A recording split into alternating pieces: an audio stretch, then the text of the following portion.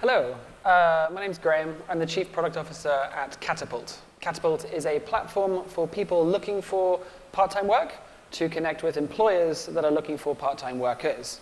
And we use artificial intelligence to connect people to those employers and to work out what type of jobs people would be good for.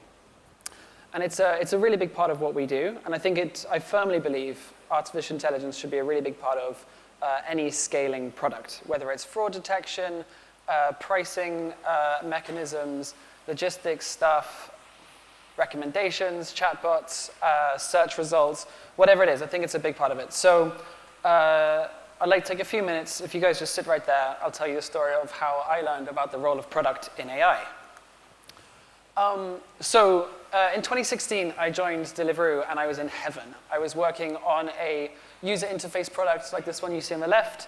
It was something that had hundreds of thousands of users. My friends used it. I could use it on my app. We could check out competitors if we needed ideas. And it was very tangible. And then in 2017, my world got turned upside down when a couple of guys from the management team asked me if I would start to work on our logistics.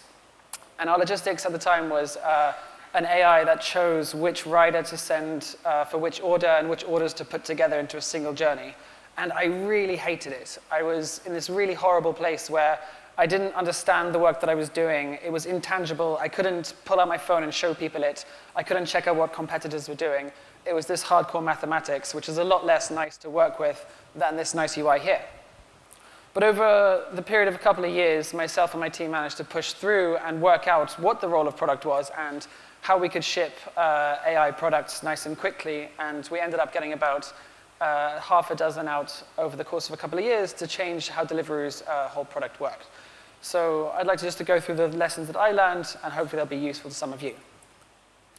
So whether it's your first time building an AI product or your thousandth, it always feels a little bit like this.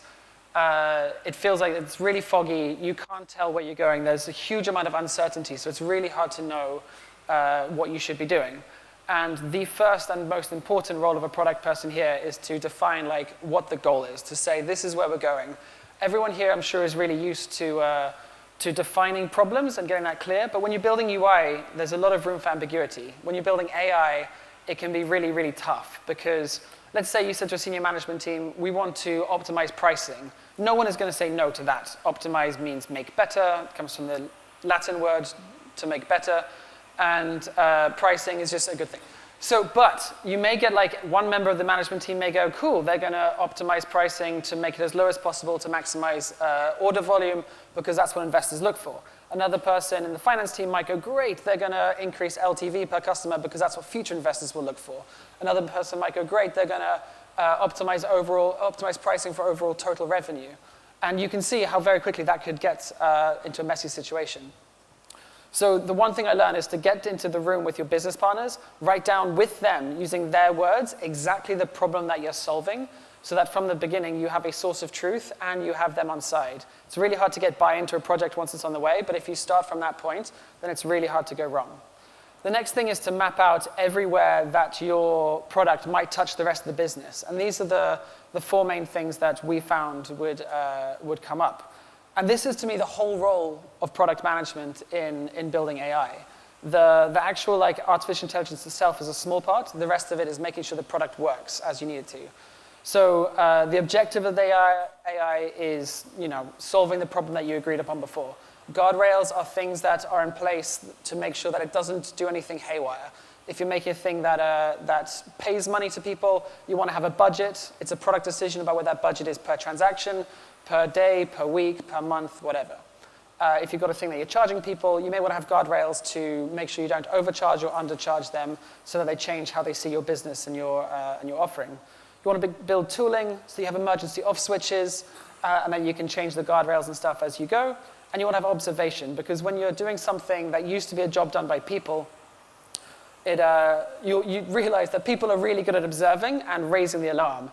If you don't have that in place, you can get into a really sticky situation when you want to prove the thing that you're doing is performing like you want it to, and also if something goes wrong, you have to be the first to know. If you're the second to know or the third to know, you're in a lot of trouble and you lose a lot of trust.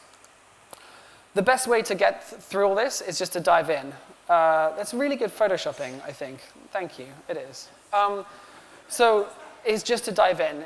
Like, you're not going to last very long, as everyone here I'm sure knows, you won't last very long as a product person if you don't learn a little bit about how websites work, how native apps work, how infrastructure works. This comes over time, and you need to learn how artificial intelligence stuff works as well.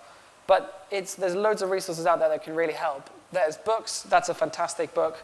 There's Coursera courses that can help give you the fundamentals. There's loads of videos on YouTube of people building stuff.